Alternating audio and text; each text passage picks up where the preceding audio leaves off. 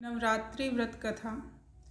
कैलाश पर्वत के निवासी भगवान शिव की अर्धांगिनी माँ सती पार्वती को ही शैलपुत्री, ब्रह्मचारिणी, चंद्रघंटा, कुष्मांडा, स्कंद माता, कात्यायनी, कालरात्रि, महागौरी, सिद्धिदात्री आदि नामों से जाना जाता है। इस व्रत में उपवास या फलाहार आदि का कोई विशेष नियम नहीं है। प्रातः काल उठकर स्नान करके मंदिर में जाकर या घर पर ही नवरात्रों में माँ दुर्गा का ध्यान करके यह कथा पढ़नी चाहिए। कन्याओं के लिए यह व्रत विशेष फलदायक है। श्री जगदम्बा की कृपा से सब विघ्न दूर होते हैं। कथा के अंत में बारंबार दुर्गा माता तेरी सदा जय हो का उच्चारण करें। नवरात्र के 9 दिन देवी दुर्गा के विभिन्न रूपों की पूजा की जाती है। नवरात्र व्रत की शुरुआत प्रतिपदा तिथि को कलश स्थापना से की जाती है। नवरात्र के 9 दिन प्रातः, मध्याह्न और संध्या के समय भगवती दुर्गा की पूजा करनी चाहिए। श्रद्धानुसार अष्टमी या नवमी के दिन हवन और कुमारी पूजन कर भगवती को प्रसन्न करना चाहिए। नवरात्रि व्रत कथा। बृहस्पति जी ब्रह्मा जी से बोले, हे ब्राह्मण, आप अत्यंत बुद्धिमान, सर्वशास्त्र और चारों वेदों को जानने वालों में श्रेष्ठ हो। हे प्रभु, आप कृपा करके मेरा वचन सुनो। चैत्र, आश्विन और आषाढ़ मास के शुक्ल पक्ष में नवरात्र का व्रत और उत्सव क्यों किया जाता है? हे भगवान, इस व्रत का फल क्या है, किस प्रकार करना उचित है और पहले इस व्रत को किसने किया, सो विस्तार से कहो। बृहस्पति जी का ऐसा प्रश्न सुनकर ब्रह्मा जी कहने लगे कि हे बृहस्पति, प्राणियों का हित करने की इच्छा से तुमने बहुत ही अच्छा प्रश्न किया। जो मनुष्य मनोरथ पूर्ण करने वाली दुर्गा, महादेवी, सूर्य और नारायण का ध्यान करते हैं, वे मनुष्य धन्य हैं। यह नवरात्र व्रत संपूर्ण कामनाओं को पूर्ण करने वाला है। इसके करने से पुत्र चाहने वाले को पुत्र, धन चाहने वाले को धन, विद्या चाहने वाले को विद्या और सुख चाहने वाले को सुख मिल सकता है। इस व्रत को करने से रोगी मनुष्य का रोग दूर हो जाता है और कारागार हुआ मनुष्य बंधन से छूट जाता है। मनुष्य की तमाम आपत्तियां दूर हो जाती है और उसके घर में संपूर्ण संपत्तियां आकर उपस्थित हो जाती है। बंध्या और काक बंध्या को इस व्रत के करने से पुत्र उत्पन्न होता है। समस्त पापों को दूर करने वाले इस व्रत को करने से ऐसा कौन सा मनोबल है जो सिद्ध नहीं हो सकता? जो मनुष्य अलभ्य मनुष्य देह को पाकर भी नवरात्र का व्रत नहीं करता, वह माता पिता से हीन हो जाता है, अर्थात उसके माता पिता मर जाते हैं और अनेक दुखों को भोगता है। उसके शरीर में कुछ हो जाता है और अंग से हीन हो जाता है। उसके संतानोत्पत्ति नहीं होती है। इस प्रकार वह मूर्ख अनेक दुख भोगता है। इस व्रत को न करने वाला निर्दयी मनुष्य धन और धान्य से रहित हो भूख और प्यास के मारे पृथ्वी पर घूमता है और गूंगा हो जाता है। जो विधवा स्त्री भूल से इस व्रत को नहीं करती, वह पतिहीन होकर नाना प्रकार के दुखों को भोगती है। यदि व्रत करने वाला मनुष्य सारे दिन का उपवास न कर सके तो एक समय भोजन करे और उस दिन बांधवों सहित नवरात्र व्रत की कथा करे। हे बृहस्पति, जिसने पहले इस व्रत को किया है उसका पवित्र इतिहास मैं तुम्हें सुनाता हूँ, तुम सावधान होकर सुनो। इस प्रकार ब्रह्मा जी का वचन सुनकर बृहस्पति जी बोले, हे ब्राह्मण, मनुष्यों का कल्याण करने वाले इस व्रत के इतिहास को मेरे लिए कहो।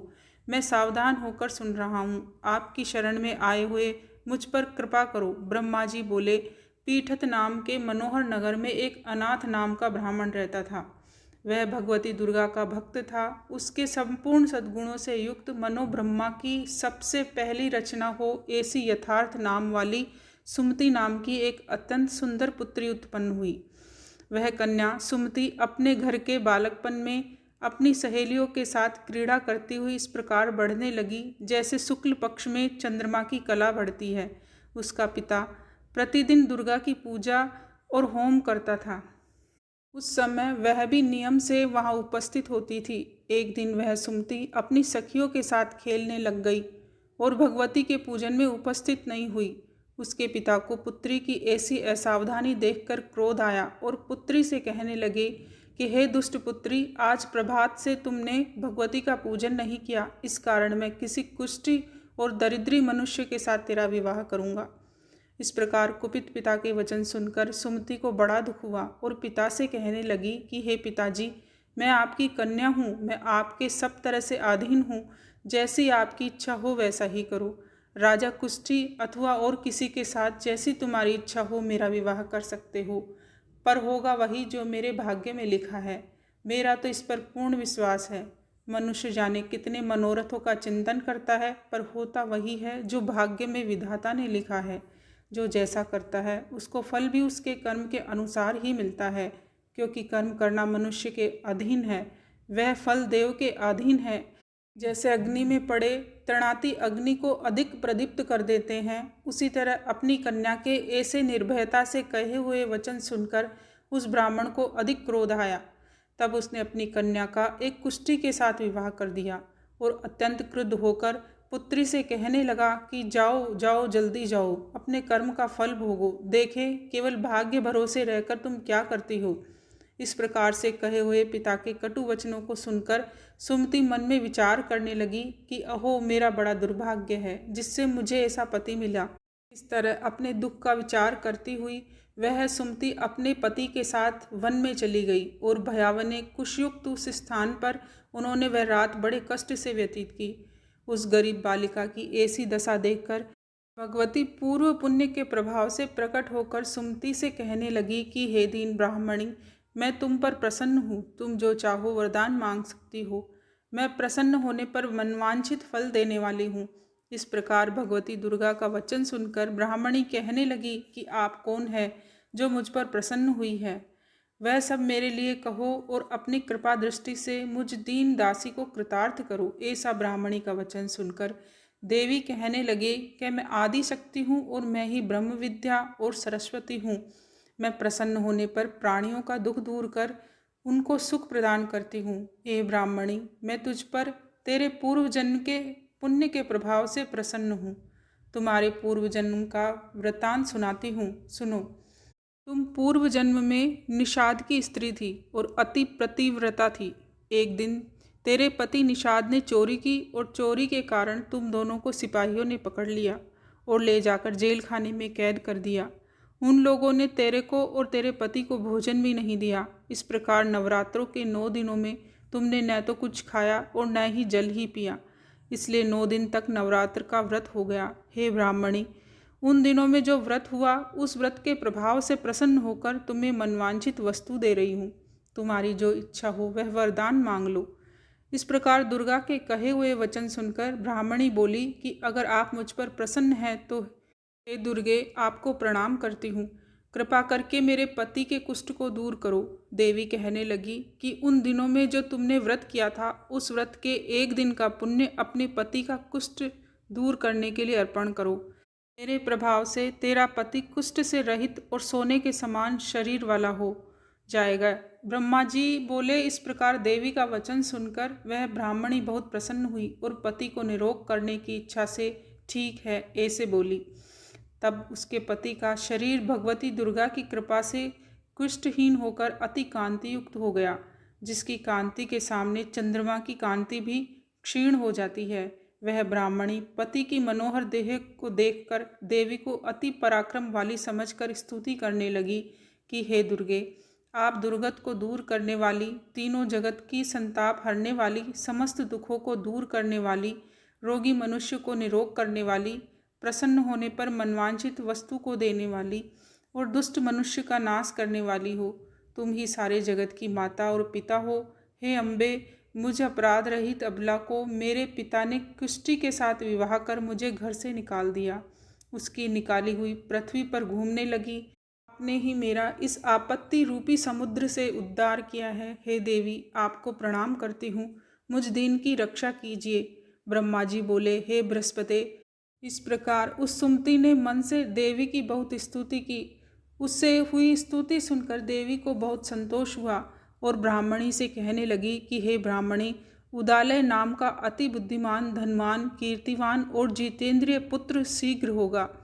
ऐसे कहकर वह देवी उस ब्राह्मणी से फिर कहने लगी कि हे ब्राह्मणी, और जो कुछ तेरे इच्छा हो वही मनवांछित वस्तु मांग सकती है।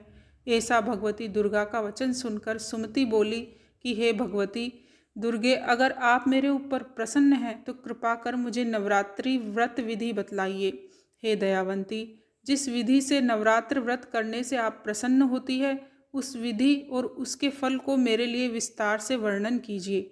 इस प्रकार ब्राह्मणी के वचन सुनकर दुर्गा कहने लगी, हे ब्राह्मणी, मैं तुम्हारे लिए संपूर्ण पापों को दूर करने वाली नवरात्र व्रत विधि को बतलाती हूँ। इसको सुनने से समस्त पापों से छूटकर मोक्ष की प्राप्ति होती है।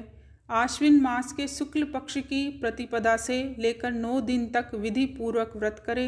यदि दिन भर का व्रत न कर सके तो एक समय भोजन करे। पढ़े लिखे ब्राह्मणों से पूछकर कलश स्थापना करे और वाटिका बनाकर उसको प्रतिदिन जल से सींचे। महाकाली, महालक्ष्मी और महासरस्वती इनकी मूर्तियां बनाकर उनकी नित्य विधि सहित पूजा करे और पुष्पों से विधि पूर्वक अर्घ्य दे। बिजोरा के फूल से अर्घ्य देने से रूप की प्राप्ति होती है। जायफल से कीर्ति, दाख से कार्य की सिद्धि होती है। आंवले से सुख और केले से भूषण की प्राप्ति होती है। इस प्रकार फलों से अर्घ्य देकर यथाविधि हवन करें। खांड, घी, गेहूँ, शहद, जौ, तिल, विल्व, नारियल, दाख और कदम इनसे हवन करे। गेहूँ होम करने से लक्ष्मी की प्राप्ति होती है। खीर व चंपा के पुष्पों से धन और पत्तों से तेज और सुख की प्राप्ति होती है। आंवले से कीर्ति और केले से पुत्र होता है। कमल से राज सम्मान और दाखों से सुख संपत्ति की प्राप्ति होती है। खांड, घी, नारियल, जौ और तिल इनसे तथा फलों से होम करने से मनवांछित वस्तु की प्राप्ति होती है। व्रत करने वाला मनुष्य इस विधान से होम कर आचार्य को अत्यंत नम्रता से प्रणाम करे और व्रत की सिद्धि के लिए उसे दक्षिणा दे। इस महाव्रत को पहले बताई हुई विधि के अनुसार जो कोई करता है उसके सब मनोरथ सिद्ध हो जाते हैं।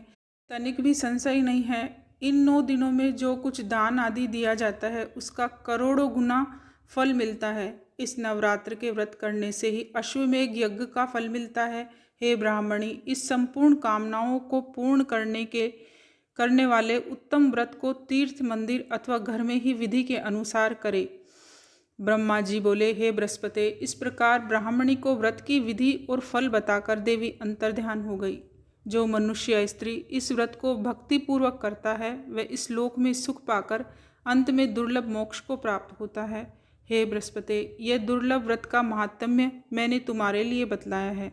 बृहस्पति जी कहने लगे, हे ब्राह्मण, आपने मुझ पर अति कृपा की जो अमृत के समान इस नवरात्र व्रत का महात्म्य सुनाया। हे प्रभु, आपके बिना और कौन इस महात्म्य को सुना सकता है।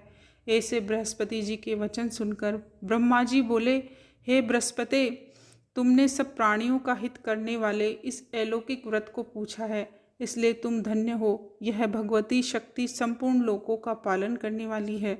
इस महादेवी के प्रभाव को कौन जान सकता है। बोलिए दुर्गे मैया की जय।